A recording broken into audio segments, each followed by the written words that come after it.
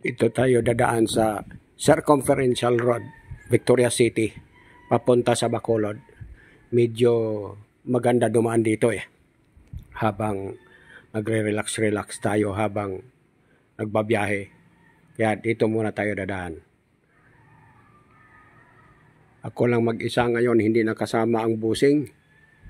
Mabuti naman hindi nakasama ang busing kasi minsan pagka makasama yon marami namang utos. Dahan-dahan lang, mga 60 na takbo, ayos na yan. Magkarating din tayo sa pupuntahan natin. Habang nagpamaniho, 60 lang ang takbo, ayos na. Dahan-dahan lang. Ayun ang bibilis ng mga halos kasabayan ko, bibilis. Talagang matutulin sila. Mamaya mayroon pang rough road dyan na kaunti na madaanan natin pero malapit na matapos yan. Medyo kailan pa kasi itong video ko ngayon. Medyo meron dang rough road na maiksi na lang. Meron tayong madadaanan dyan pero malapit na rin matapos yan.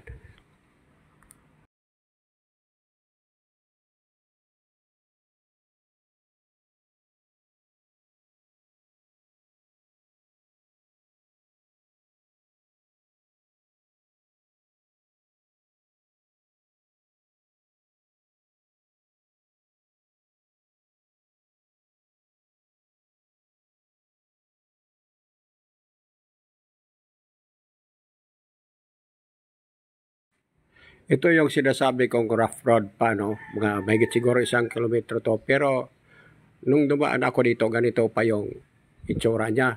Pero nung dumaan ako ulit na nakamotor lang ako, hindi ko na videoan kasi umuulan, nakamotor lang ako nung dumaan ako ulit.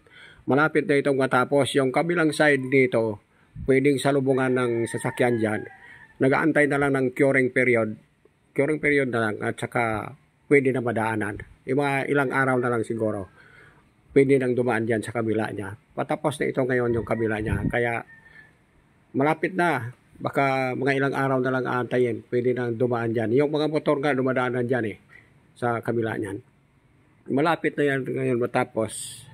Malapit na matapos. Kaya ang sarap na dumaan dito. Kaya pag galing tayo sa Victorias at pupunta tayo sa Bacolod, NGC banda, dito na maganda dumaan dito. Dito na medyo maluwag pa rito. Pero aywan ko lang pagka medyo matagal na. Baka lahat dito na rin dadaan. At sisikip na rin dito.